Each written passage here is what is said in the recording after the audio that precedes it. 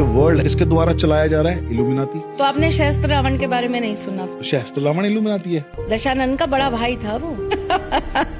कौन कहता है कि तंत्र नहीं होता? महाभारत पूरी तंत्र ही है। वो वशीकरण की लिमिट क्या होगी कि सूर्य ने अपने पुत्र दे दिए कुंती को आके, और वही सिद्धि उन्होंने दूसरी पत्नी को, जिससे नकुल सहदेव हुए। जब पांडु जी मृत्यु पर थे तो उन्होंने कहा कि मैं ये चाहता हूँ कि मेरा मस्तिष्क जो है वो आप सेव करके रख लीजिए अपने पास, जो स्वेच्छा से ग्रहण करे उसे मेरा मस्तिष्क खाने के लिए देना है।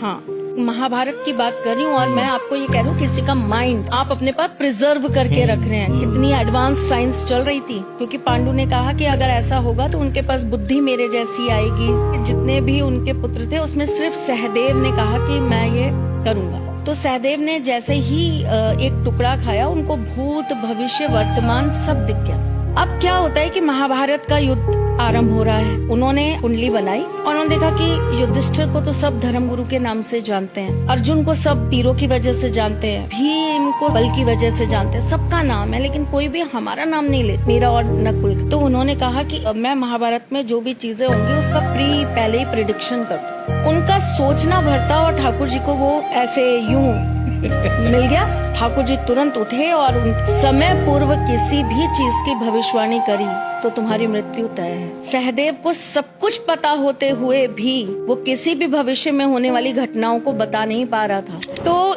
जब हम एस्ट्रोलॉजी को महाभारत के साथ जोड़ते हैं पारस जी, कैसे होते हैं सूर्य वाले? नंबर 1, कर्ण जैसे। आप उनसे कुछ भी मांग लीजिए, वो आपको दे देंगे, चाहे उसमें उनका भला हो रहा है नहीं हो रहा है। अब हम बात करते हैं यहाँ पर चंद्रमा की। चंद्रमा कैसा? शीतल, सुंदर। तो हमारे ठाकुर जी। आप देखिए ना, नंबर 2 जिससे कनेक्टेड है ना।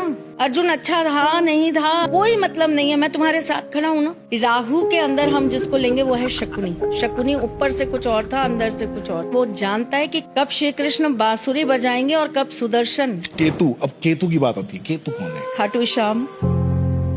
जब वो घर से निकले थे तो भगवान श्री कृष्ण को पता था ये जिसके साथ खड़ा हो गया तो उसे बना देंगे, जिसके विरोध में खड़े हो जाएंगे कोई ग्रह कुछ नहीं कर पाएगा, बर्बाद कर देंगे। 2 घंटे उनका मंत्र जाप कर लेंगे, आपकी पूरी बॉडी शिविर कर जाएगी। आप कहोगे भाई मैं जिंदा ही नहीं रह सकता।